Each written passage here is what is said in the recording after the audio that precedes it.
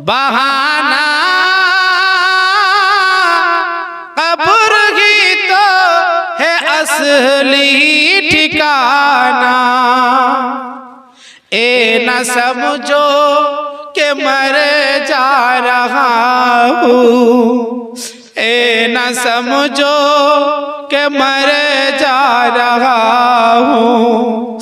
आज मैं अपने घर जा रहा हूँ, आज मैं अपने घर जा रहा हूँ।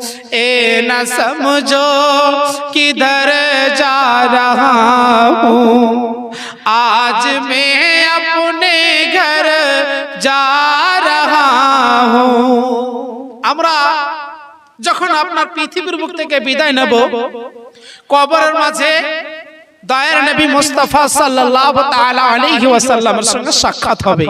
তাই কবি কি বলছেন ছন্দমত শুনুন।